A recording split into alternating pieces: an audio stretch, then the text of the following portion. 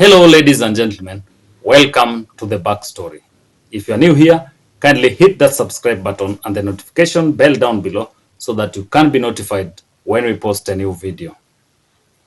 Now, ladies and gentlemen, did you know that the first president of the Republic of Kenya, MZEE JOMO Kenyatta, never slept at Nairobi State House?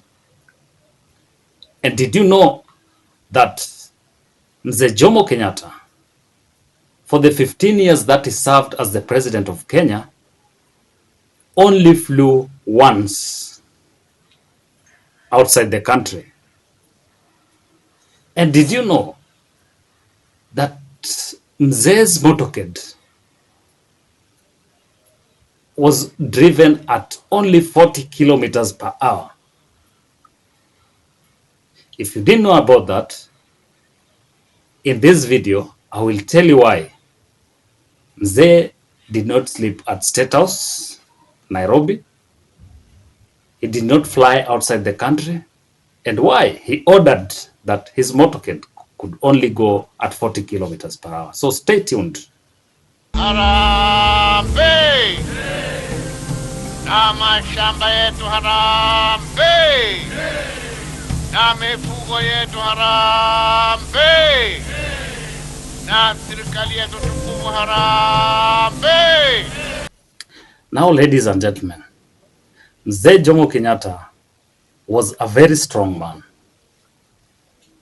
And as a strong man, people expected him not to have like fears and all that. But Mzee was feared and loved in equal measure. We told that in his cabinet, most of his cabinet secretaries feared him and never wanted to face his wrath when he was angry. We told that sometimes when Mzee was angry, he could even throw his what we call bakora or walking stick at you.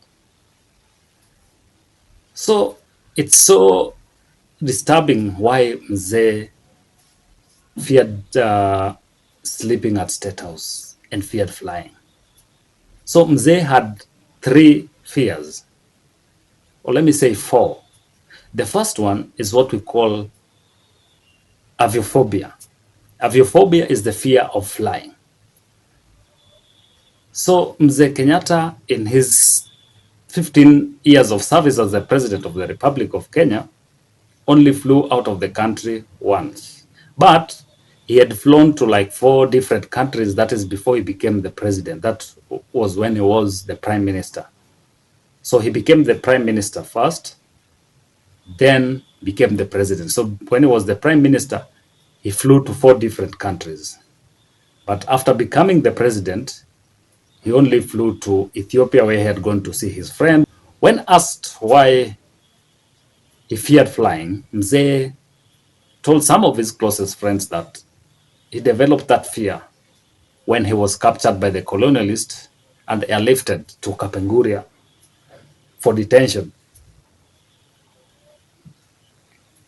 So he was captured. His head was covered by a black cloth and airlifted all the way to Kapenguria. So during that airlifting, for those who do fly, there are a lot of turbulence here and there when you fly. So Mzee developed that fear because he thought that maybe these guys were going to kill him. There was the torture that developed out of that. So when he became the president, when he became the prime minister, also after being released from detention, there was a time Mzee would travel to Zanzibar. So when he was coming back, he experienced something similar to what he experienced when he was being airlifted to Kapenguria. So when he landed, that is when Mzee swore never to fly again.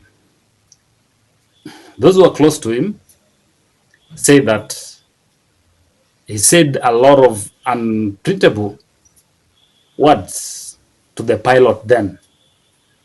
After that, Mzee swore never to fly again.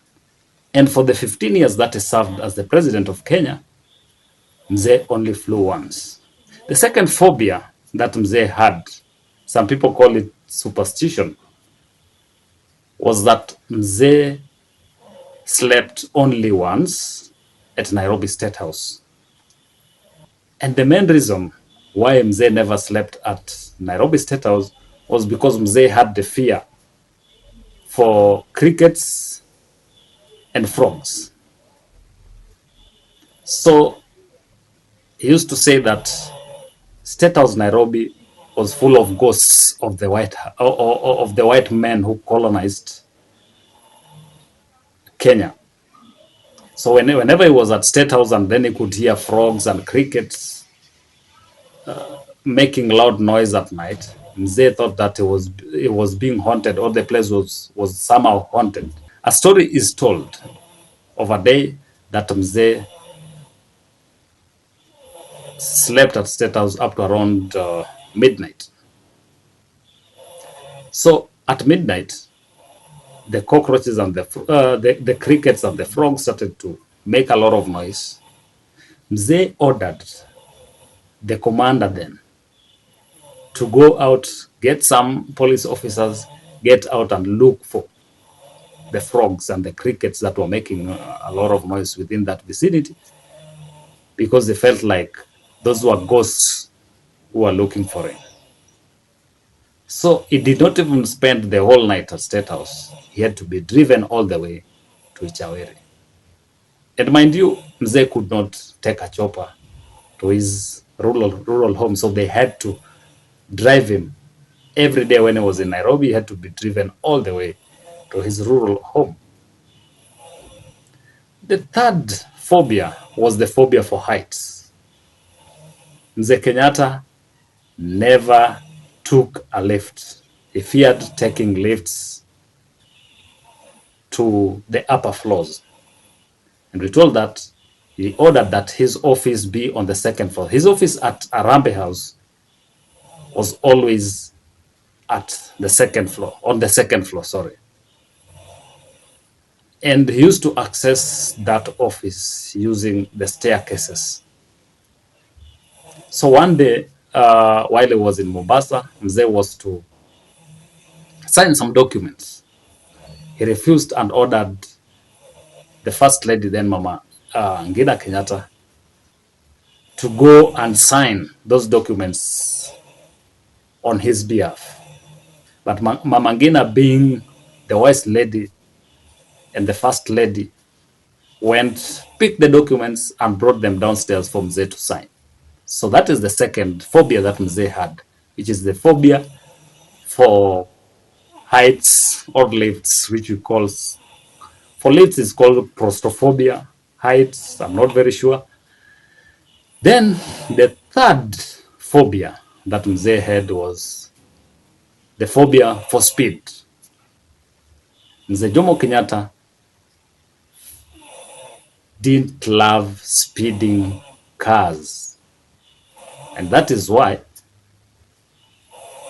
his motorcade, you see those motorcades for presidents running, going at very high speeds. Like if you are there during Kibaki, Moi, and Uhuru and even Ruto, those guys, their drivers go at very high speed. But for Mzee Jomo Kenyatta, he had ordered that his motorcade could only go at 40 kilometers per hour. Imagine 40 kilometers per hour for a president. A president who loved staying in Mombasa. So imagine someone driving from Nakuru to Nairobi to Mombasa at 40 kilometers per hour. How long would they take? So his command team devised a way of going around that command. So what they would do was wait for Mzee to take a nap. Whenever Mzee took a nap, that is when they would overspeed, up to a point when Mzee wakes up, they reduce the speed to around 40 kilometers per hour. So that was torturous for the team, but that was the president's decree that they had to go by, because that is the commander in chief. And then Mzee was also feared by the people who are close to him. Now, apart from the phobia, the other things that Mzee loved, one was the love for hard cash, what we call, what people from Central call mbesha. In all these transactions that Mzee did, Mzee Kenyatta never wanted guys to do like soft transactions, like doing bank-to-bank transfer. If you wanted to buy anything from him, you had to bring hard cash. He would have to count the money on his own.